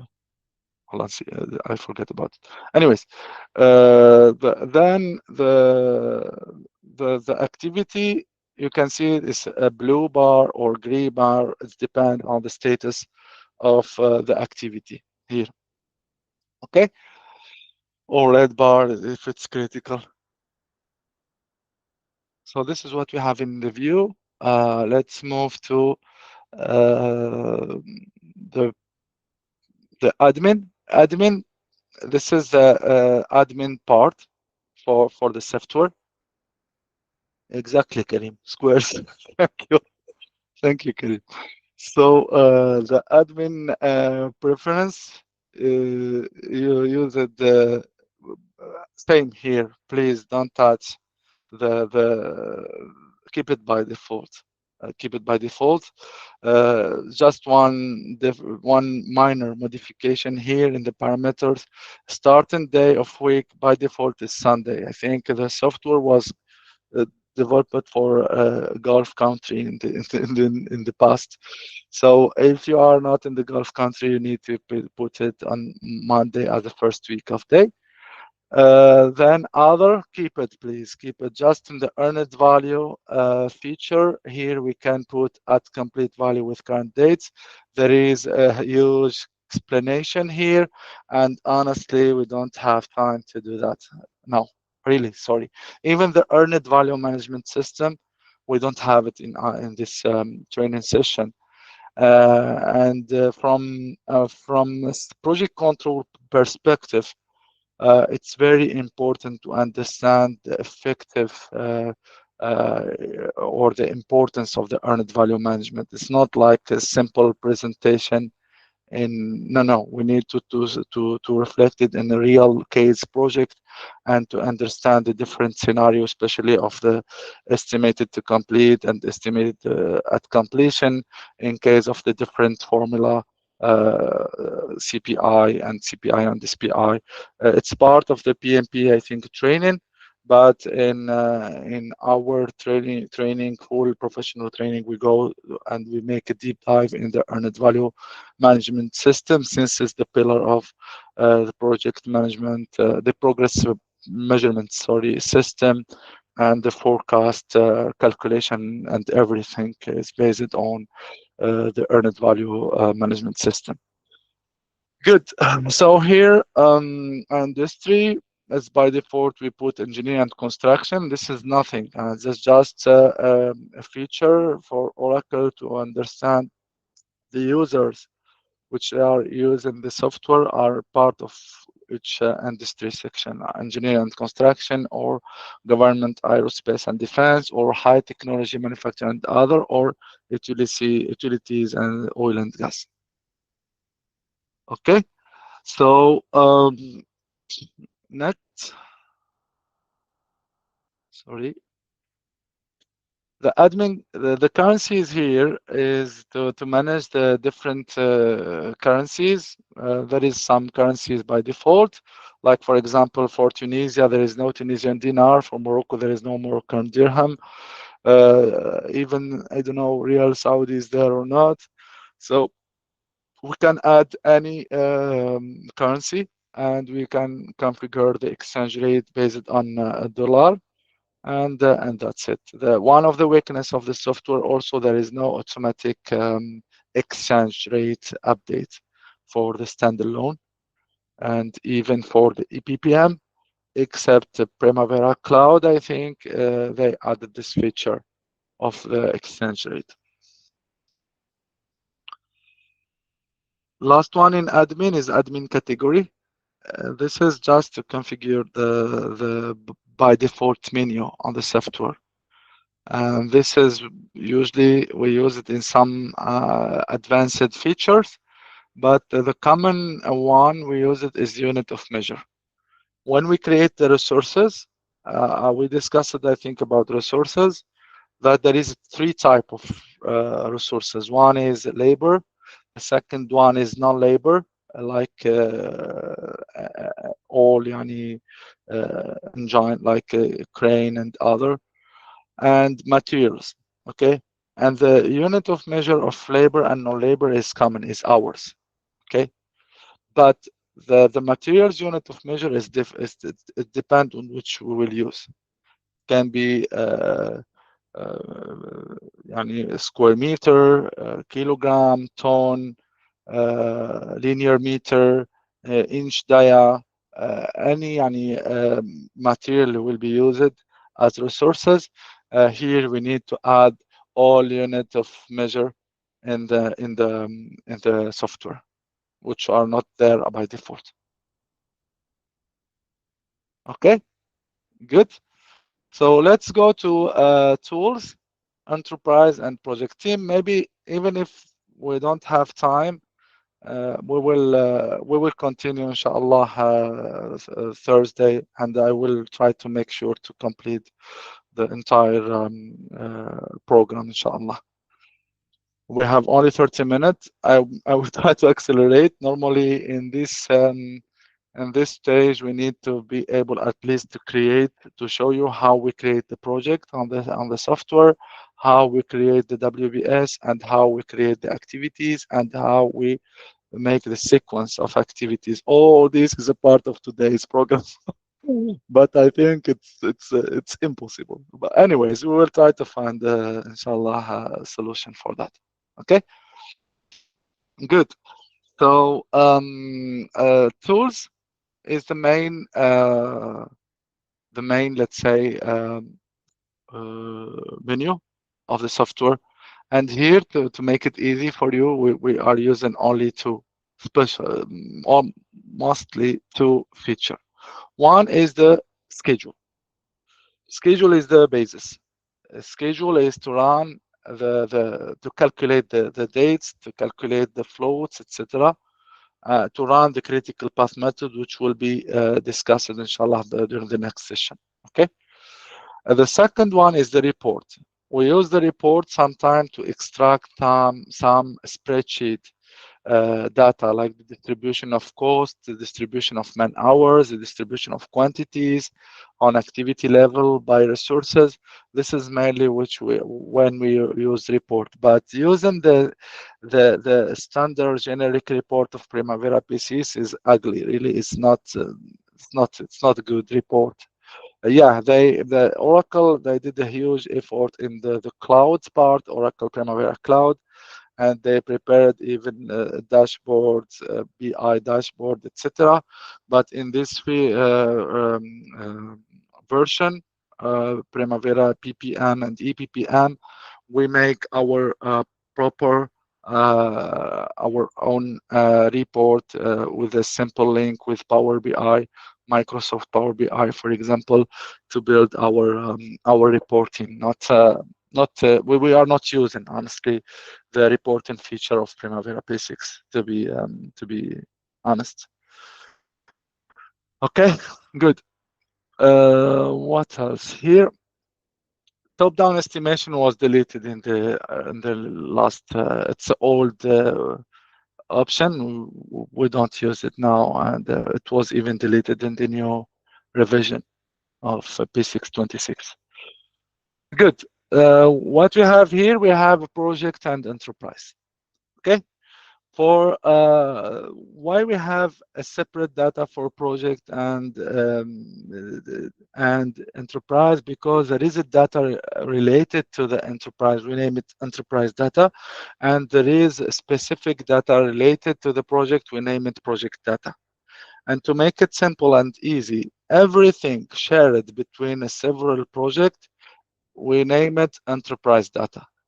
And everything specific for project that can be used only in one project, we name it a project data. Like, for example, if we talk about WBS, the WBS structure is specific. Okay, yeah, I agree. In similar project, we can use a similar component of WBS, but the WBS cannot be 100% same between two projects. Okay, so it's specific. The resource assignment, I'm not talking about the resource library, the resource assignment, and assigning this budget for this activity and the other budget for the other activity, it's specific by project. Okay, assigning and maintaining the baseline, we will talk about it, inshallah, next session. Also, it's specific. The threshold, the issue, and the risk is all specific by project, are not common in all projects. But if we open the enterprise menu here, we'll have more details. Like, for example, the resource library. We can use the same resources in two projects. It's possible. Yeah, the budget is, it will be not the same. Maybe there is a resource overload if we will use labor resources on the same time in both projects. But if we have a material, for example, in the bibliothèque, we name it, we can use it in both projects. It's not possible. So that's why here we can find the resources part of enterprise data. Okay, there is the roles. The role and resources are similar concept. Honestly, we will not talk about it in this session.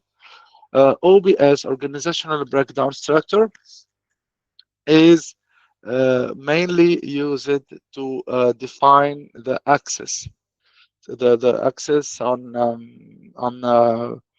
the access on access right. Let's say if we are using multi-user access in the EPPM, for example, Mr. A, when he will connect to the database, he will be not able to open the schedule of Mr. B. This is the main reason to use the OBS. Okay. The resource code, project code, activity code, this is a codification structure to group and sort and to prepare some reporting. Rania, there is a mass project, mais c'est un outil défaillant, tout simplement. On ne peut pas l'utiliser. Okay, so that's why we use only Primavera P6.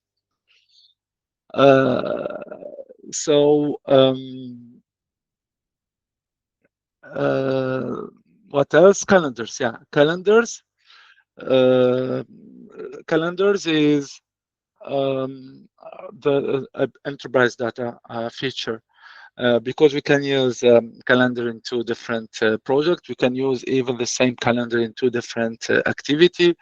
We can use, this is one of the main features also of Primavera P6. One project can have different calendars. It's possible.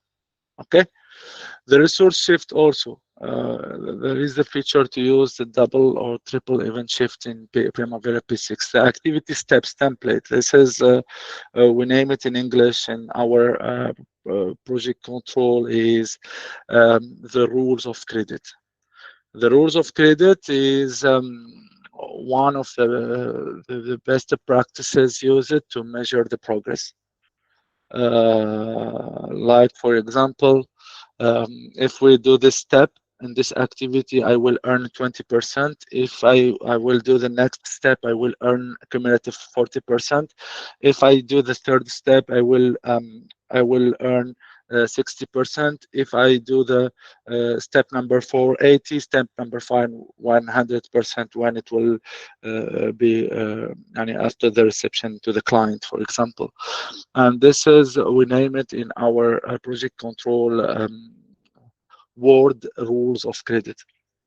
And the rules of credit is very well defined on the progress measurement system.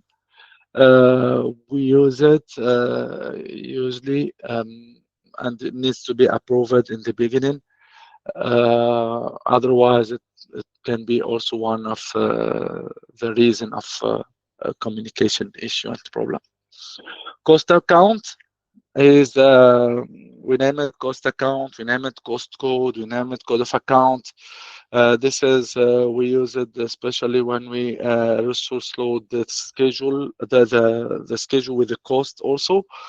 And this is very powerful feature, especially if there is integration with other software, like, for example, Ecosys or Oracle Unifier or any other software can be used to integrate the full picture between cost and scheduling and other project controls integration. What else? This is generally the resource curve. We use it when we assign resources. When usually the general or the default distribution of resources on the activity, it's linear distribution. But here we can even define our proper distribution. If the distribution of resources on the period it's not linear, we can define the distribution, and there is some by default resource curve, like backloaded, bell-shaped, front-loaded, linear, etc. We can force the distribution of the resource load and when we assign any activity or any resource on the activity level. This is also very important feature. Voila, that's it as a high-level introduction of the graphic interface of the software. Now we will move to the actions. And the first action is to create the project, okay? And when we talk about project creation, so we will go to we will click to File, then New, and then we will select the project and click on OK. Okay, let me do it. Let me do it live. Let me go back to the project list. I will click to File New. Okay, then the wizard will be appeared here. Just hold on, please. It's loading.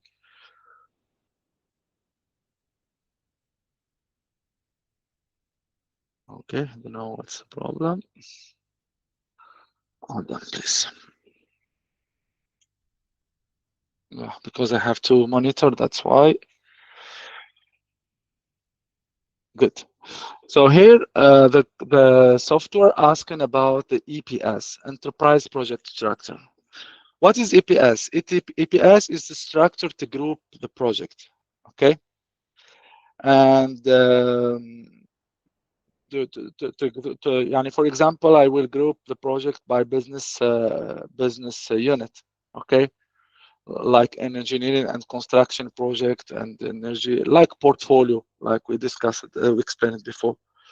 So if this project is part of engineering and construction, for example, group, I will select engineering and construction group. And once the project will be created, it will be saved under the engineering and construction group. Okay. Here, the next step is project name, project ID, and project name. Any project have a project ID. It's like a codification. Use it on the company level. We use it to codify the project in the ERP or in the system. Project name is the project name. It's normal thing there. Any project have a name. Then project start and date. And this is very important here. If we have a specific start and finish date, we can put it. If the contract is already signed, we can put it. But if we are preparing a schedule just for, let's say, a bidding cycle, or we don't know even when this project will start and when this project will finish, please keep it as it is. Keep it by default the date of today. And tomorrow you can modify this feature anytime. Responsible manager, as I said, is related to the access, OBS. Okay, so it's not important feature. It's for me, it's not even a scheduling feature in Primavera P6. Assignment rate type. There is a different cost rate can be assigned in P6, and this is one of the best feature. Also, when we talk about cost in Primavera P6. We know very well that it's possible to have a standard rate and to have an OT rate, for example, for overtime. To have a rate if I will send my team expatriate to another country, for example. So it's possible to use a different type on the same resources, and this is one of the best feature when you talk about cost in P6. Then the wizard will tell you, congratulations, your new project has been created. To modify your project properties and settings, you can modify it here in this bottom level, as we explained before. So if you can see here, there is a new project created. The name of project, since I didn't touch anything, it's a new project. And if I click open, I will have my project open with the blank. Nothing is there, everything white, for a simple reason there is no WBS, there is no activities, there is no sequence, and I need to go to the next step, which is, what is it? Now, anyone can write it in the chat. What is the next step after creating the project? Very good, very good. WBS creation is the first step, and let's talk about it.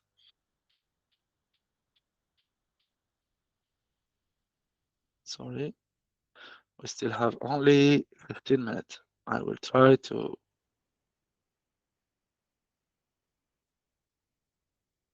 Oh, sorry.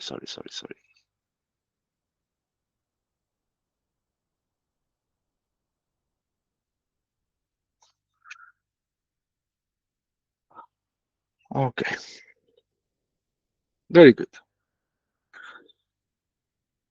So the WBS, it's simple, easy.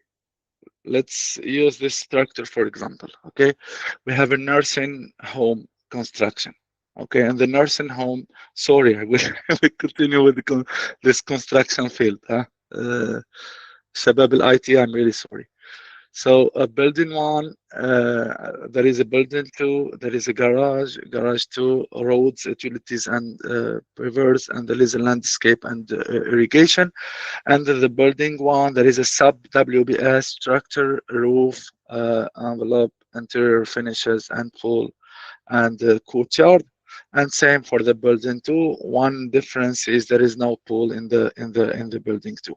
Okay, so to create this structure, it's easy. We need to go to the WBS view in the navigation bar, click add to create a new WBS element, and then for a typical project, create a top level WBS element as per the scope of work, assign code, responsible manager, and other attributes as required. What is the key here? Uh, this is what we need to highlight, as we discussed it before. WBS is the scope of work. So you need to reflect your entire scope of work in the WBS structure. Otherwise, garbage in, garbage out. This is the most important thing. Okay, so to create a WBS, it's easy. We go to project, menu project, then WBS. A new menu WBS will be appear in the top. And here everything is empty. So I will click right and plus add, or I will use this shortcut here, plus, or I will go to edit and plus add. كل الطرق تؤدي إلى روما. So here I will use the structure, use it in my Excel file, and make sure this is what I need also to highlight. When we go to Primavera, when we open Primavera, we need to make sure that all the data is already there. Yani we consolidated all the data from our execution team members.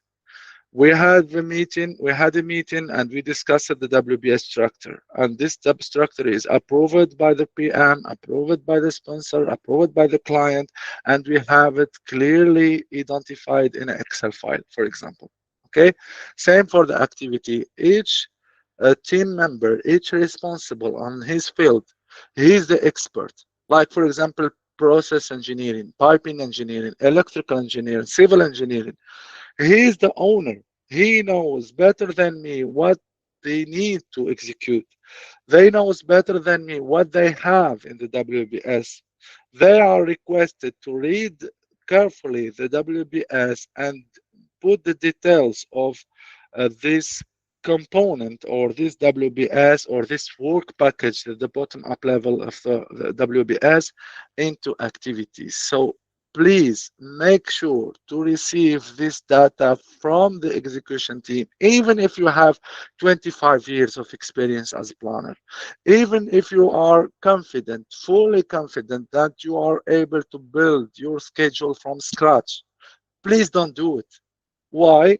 For the simple reason, if you do it alone, in case of problem during the execution, during the progress update, you will not receive a recovery plan. You will receive a complaint.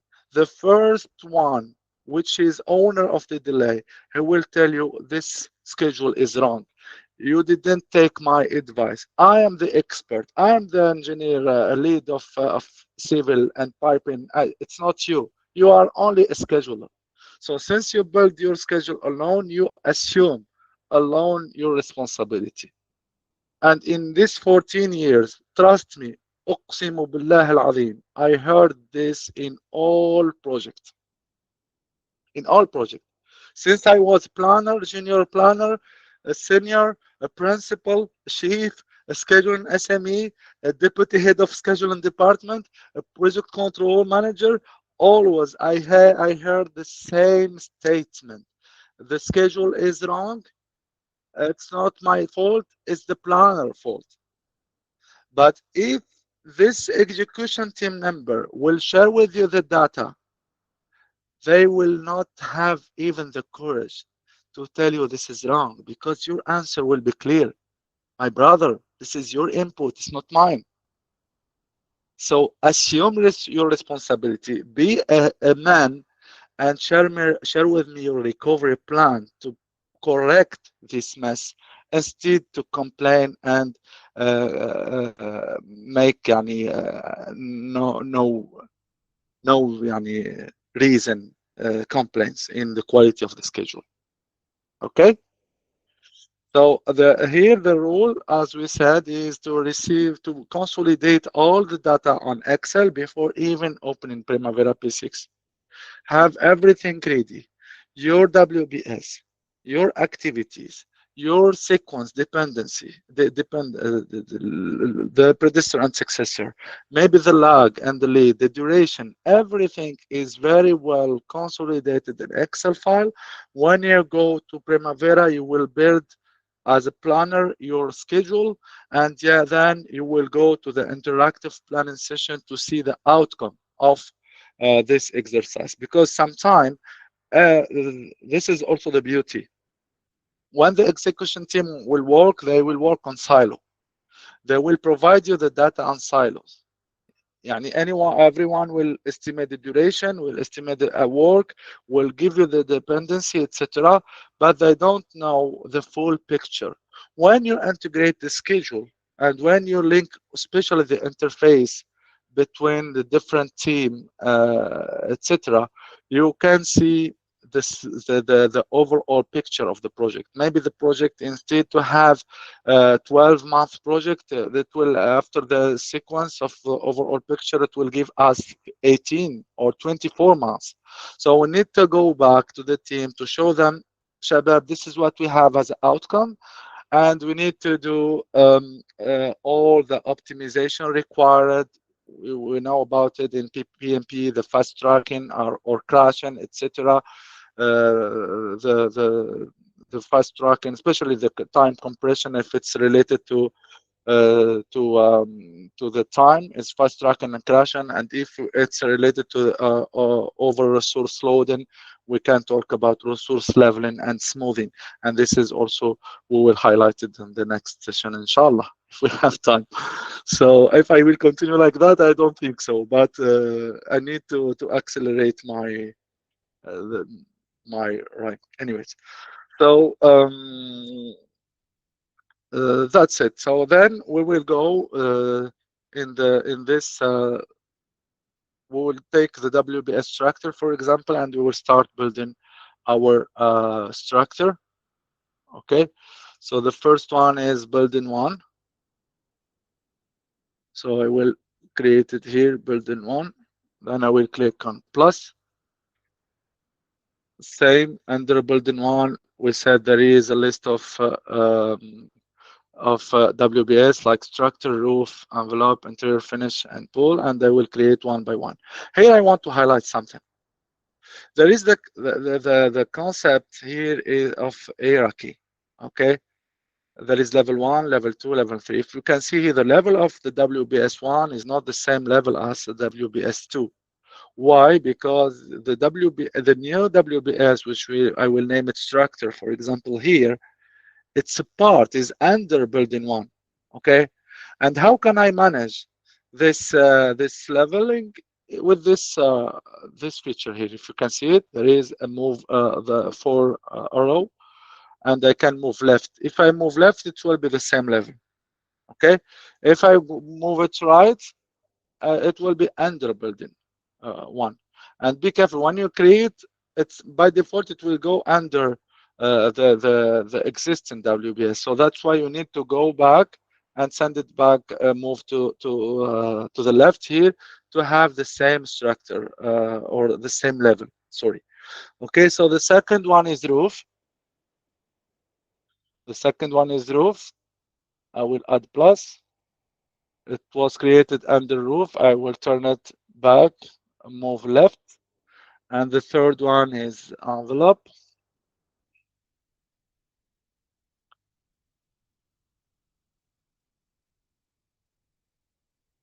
Yeah, it's possible. Good question. Thank you. Because it's a time constraint, we will not go through the feature of import export by Excel. Okay.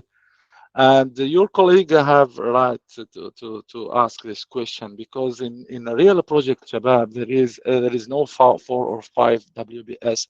There is no 4 or 5 activities. In reality, there is thousands of activity and a big structure of WBS. And usually we use the Excel to import export this data via Excel. Yes, it's possible to do it through Excel.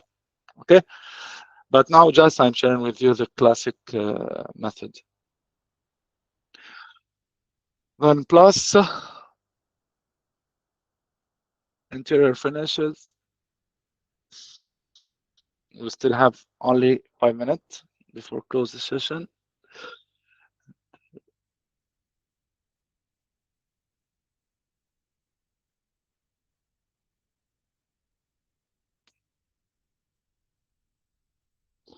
And the last one is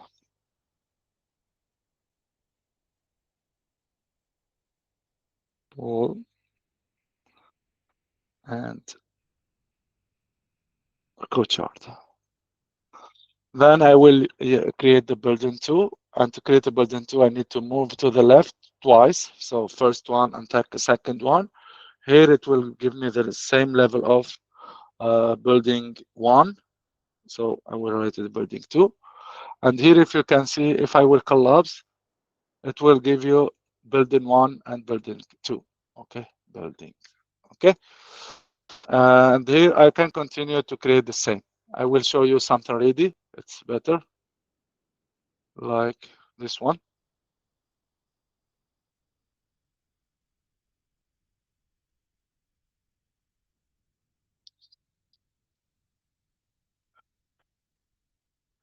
This is our project. So building 1, under building 1, we have this subs WBS. Then building 2, under building 2, we have also the same list of sub WBS. Then we have garage 1, garage 2, the road, utilities, and landscape. We can see it in our org chart like that instead of a table. This is the screenshot which I took in the presentation. Okay, this is the WBS. Then the next stage after WBS, what is it?